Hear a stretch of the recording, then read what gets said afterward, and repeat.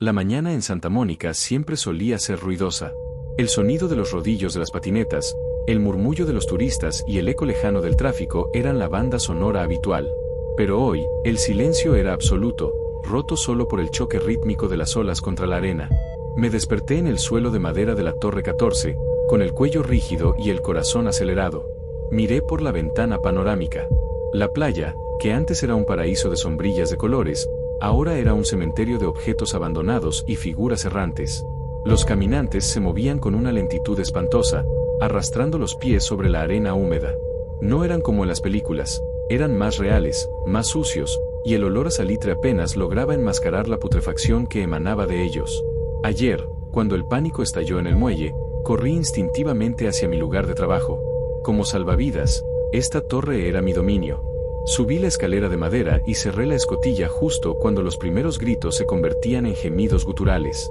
Ahora, estaba a 3 metros sobre el suelo, en un espacio de apenas 4 metros cuadrados. Mi primer pensamiento fue la comida, el segundo, cuánto tiempo resistiría la estructura de madera. Revisé mis suministros, un botiquín de primeros auxilios, 3 botellas de agua de 1 litro, un silbato, binoculares y un par de barritas de cereales que había dejado en mi mochila. No era mucho para una guerra, pero era suficiente para un comienzo.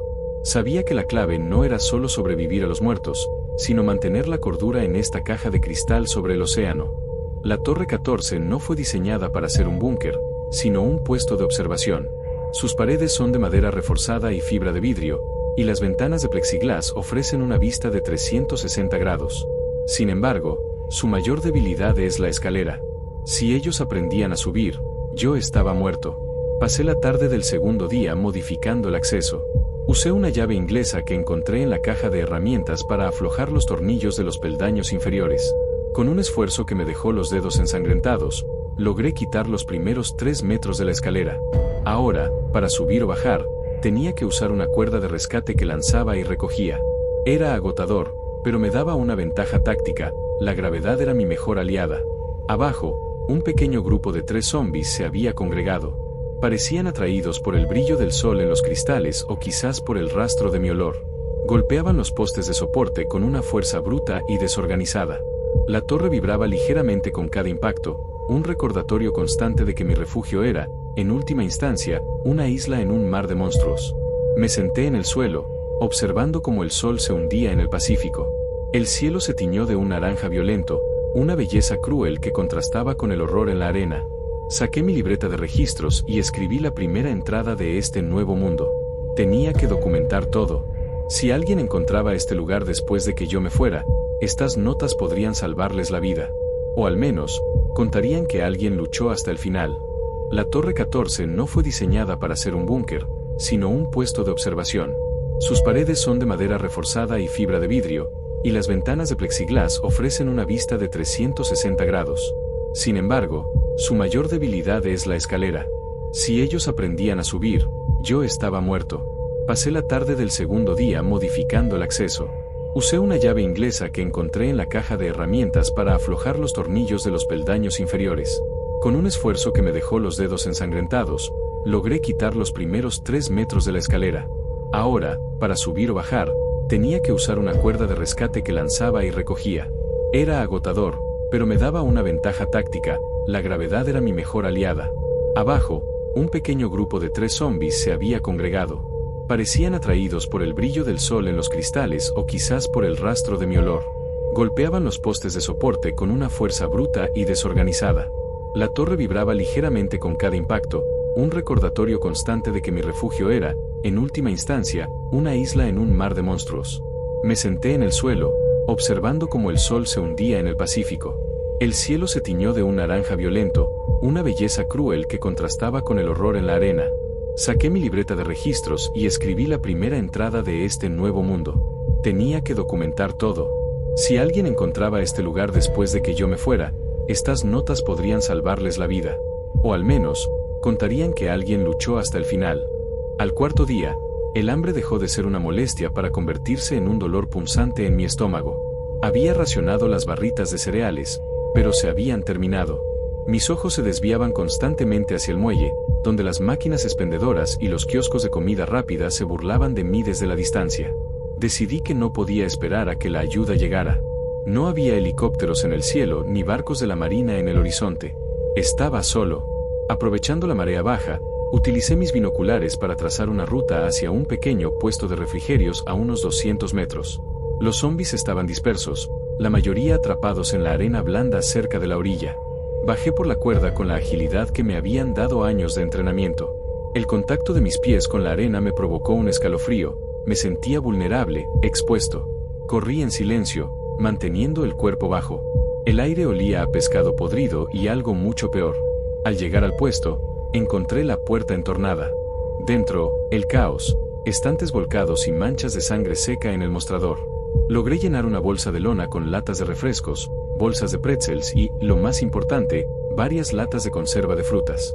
Justo cuando me disponía a salir, una figura emergió de detrás de la nevera. Era un antiguo compañero de patrulla, o lo que quedaba de él. Sus ojos eran orbes blancos y vacíos. No dudé.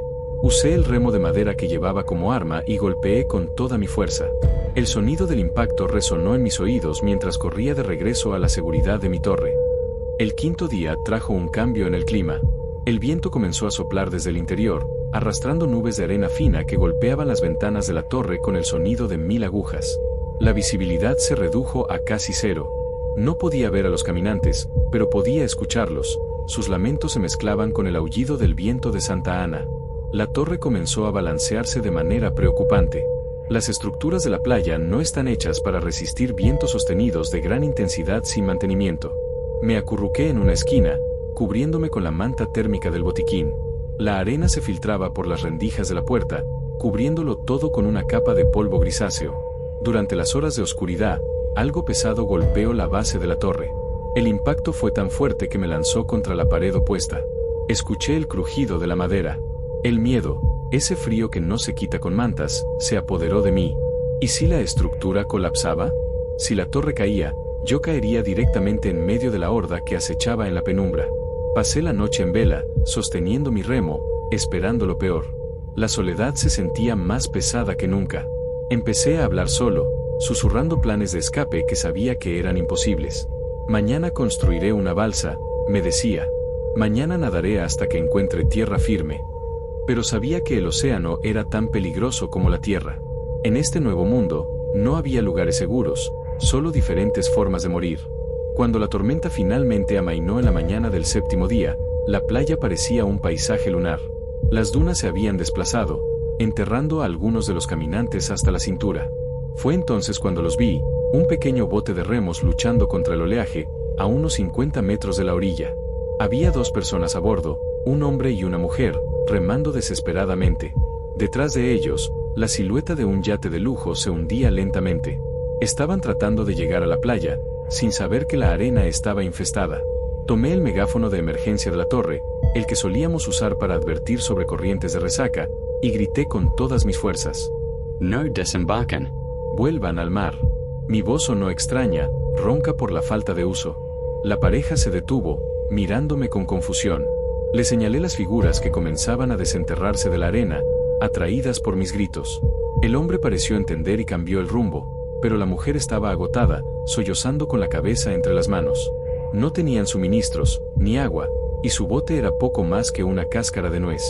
Sentí una panzada de culpa.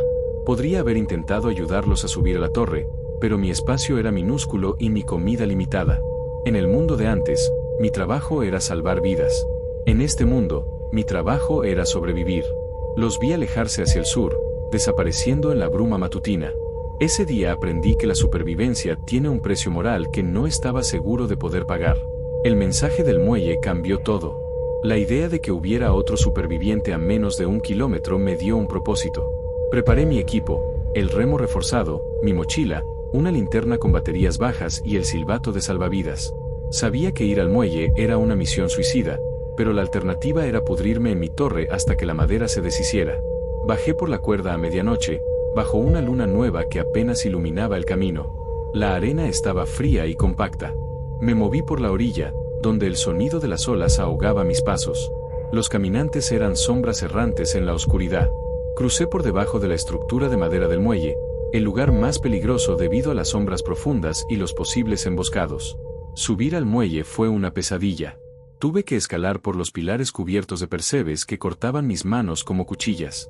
Al llegar arriba, el olor era insoportable. El muelle estaba lleno de cuerpos, algunos moviéndose, otros inertes. Me deslicé hacia el restaurante Babe Gamp, donde había visto la luz. Dentro, encontré a un hombre joven, no mayor de 20 años, escondido en la cocina. Estaba herido, una mordida en el antebrazo. El horror me invadió al ver la herida infectada, gris y supurante. Él sabía lo que significaba. Me entregó una mochila llena de comida enlatada y un radio de onda corta. «Lleva esto a la torre», susurró. «Yo no saldré de aquí».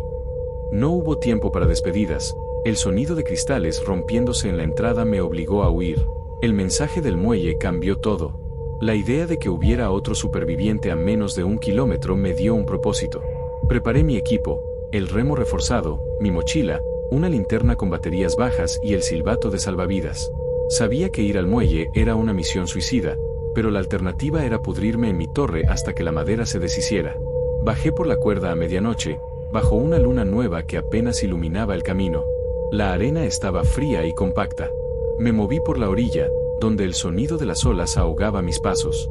Los caminantes eran sombras errantes en la oscuridad. Crucé por debajo de la estructura de madera del muelle, el lugar más peligroso debido a las sombras profundas y los posibles emboscados. Subir al muelle fue una pesadilla. Tuve que escalar por los pilares cubiertos de percebes que cortaban mis manos como cuchillas. Al llegar arriba, el olor era insoportable. El muelle estaba lleno de cuerpos, algunos moviéndose, otros inertes.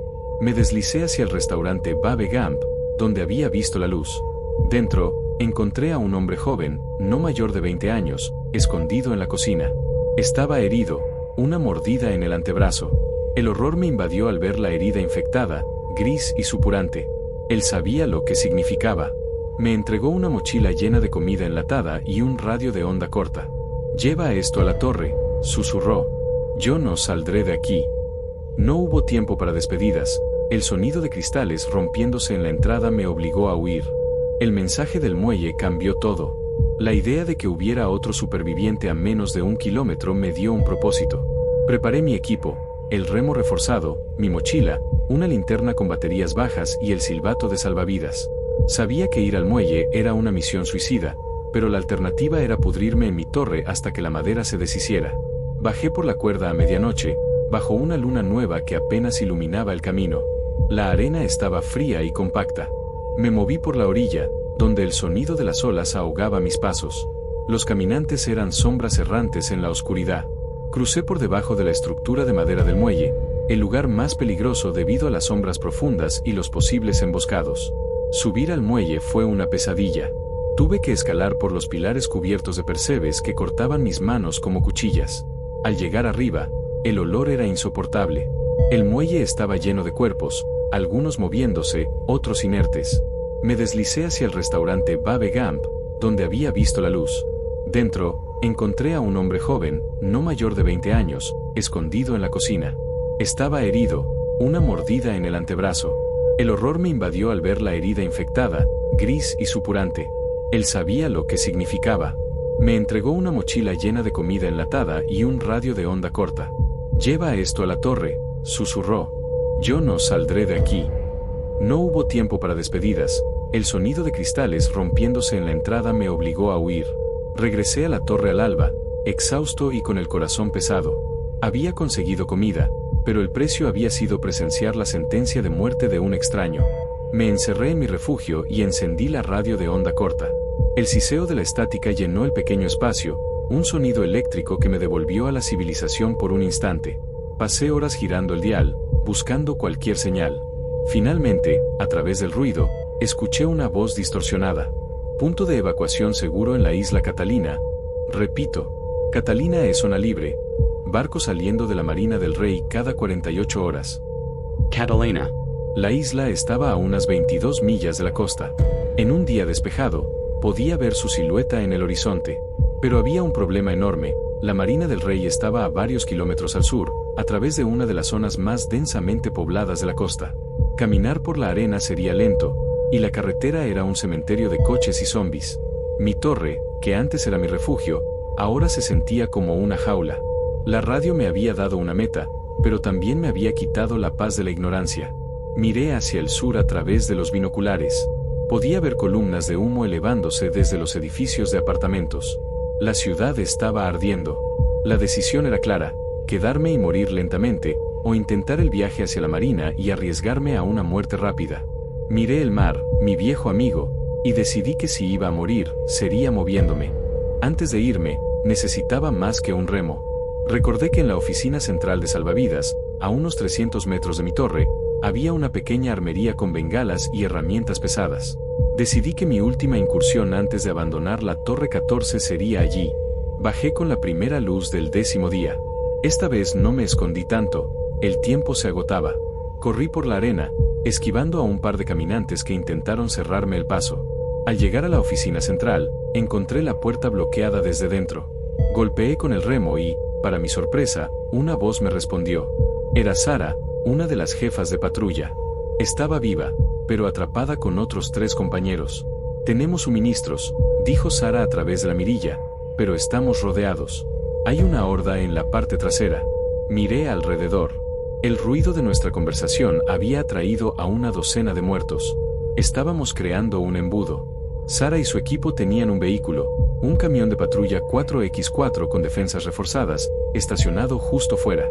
El plan era simple pero peligroso. Yo distraería a los zombies hacia la orilla mientras ellos salían y me recogían.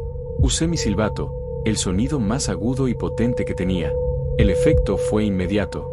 Los zombies se giraron hacia mí como una sola masa. Corrí hacia el agua, metiéndome hasta las rodillas. El frío del Pacífico me quitó el aliento. El camión rugió a la vida, saliendo de la oficina y atropellando a los que bloqueaban el camino. Se detuvieron junto a mí, la puerta se abrió y subí de un salto. Había dejado mi torre para siempre. El camión de la patrulla era una fortaleza móvil, pero la arena blanda dificultaba la huida. Sara conducía con una determinación feroz, mientras los demás vigilábamos las ventanas. El plan era llegar a la Marina del Rey siguiendo la línea de la costa, evitando las calles principales que sabíamos estaban bloqueadas por el tráfico y el caos. A medida que avanzábamos hacia el sur, el paisaje se volvía más desolador. Vimos campamentos de supervivientes destruidos y hogueras que aún humeaban.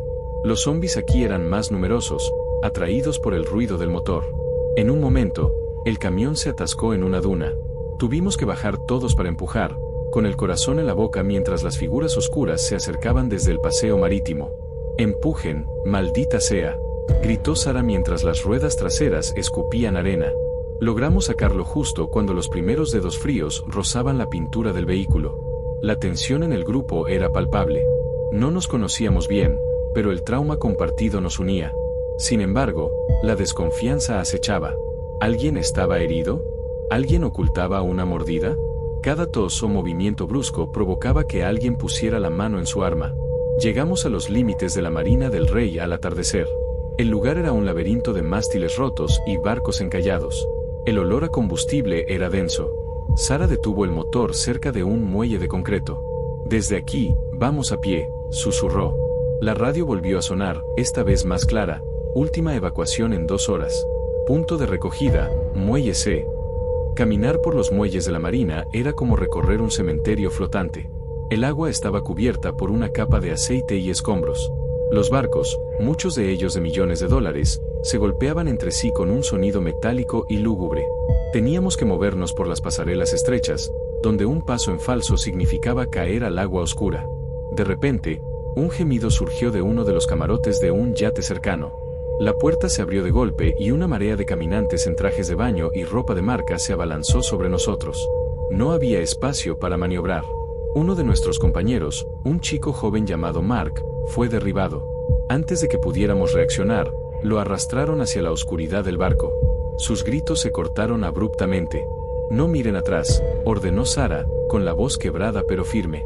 Corrimos por el muelle C, el eco de nuestras pisadas resonando como disparos. Los zombies nos seguían, saliendo de cada rincón de la marina. El muelle se estaba al final de un largo pasillo de madera. A lo lejos, pudimos ver las luces de un ferry de pasajeros, con el motor en marcha. Estaba soltando las amarras. «Espren», grité, agitando mis brazos. El capitán del ferry nos vio. El barco comenzó a bajar una rampa metálica, pero la distancia todavía era de unos 10 metros. Teníamos que saltar o ser devorados por la masa que nos pisaba los talones. Fue en ese momento cuando me di cuenta de que mi entrenamiento como salvavidas no era solo para el mar, era para este preciso instante de vida o muerte. La brecha entre el muelle y el ferry parecía un abismo.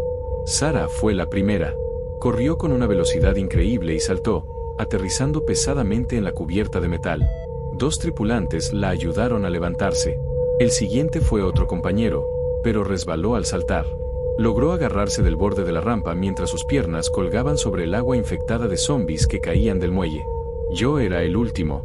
Detrás de mí, la horda estaba a menos de 5 metros. Podía ver sus rostros desfigurados, sentir su aliento gélido. Lancé mi mochila con la radio y los suministros hacia el barco. Luego, sin pensar, retrocedí 3 pasos y me lancé al vacío. Por un segundo, volé. El tiempo pareció detenerse. Vi el agua turbia debajo de mí y el rostro de Sarah extendiendo su mano. Mis dedos rozaron el metal frío y luego sentí un tirón violento en mi brazo. Sarah y un marinero me subieron a bordo justo cuando la rampa se elevaba. Desde la cubierta, miré hacia atrás. El muelle estaba cubierto de caminantes que caían al agua como lemmings, intentando alcanzarnos. El ferry se alejó lentamente, dejando atrás la costa de Los Ángeles, que ahora no era más que una silueta de fuego y muerte. Me desplomé en el suelo, temblando, mientras el sonido del motor del barco se convertía en la música más dulce que jamás había escuchado. Estaba a salvo, por ahora. El viaje hacia la isla Catalina duró varias horas. El ferry estaba repleto de gente, familias llorando, heridos en silencio y soldados con la mirada perdida. El ambiente era una mezcla de alivio y una tristeza profunda. Habíamos dejado atrás nuestras vidas, nuestras casas y a nuestros seres queridos. Me senté en la popa, observando cómo la costa desaparecía. El océano, que siempre había sido mi oficina, ahora era mi salvación. Pero no estaba vacío. Pasamos junto a botes a la deriva y restos de lo que parecían haber sido intentos desesperados de escape. El mar no perdona la falta de preparación. Sarah se acercó y se sentó a mi lado. Me entregó una botella de agua limpia. No dijimos nada por un largo tiempo. No había palabras para lo que habíamos visto. Tu torre, dijo ella finalmente, era un buen lugar. Intelligent. Asentí. Recordé la madera crujiendo y la vista del amanecer desde la Torre 14. Parecía que habían pasado años desde que salí de allí. ¿Crees que Catalina sea realmente segura? Pregunté. Es una isla, respondió ella. Es más fácil de defender.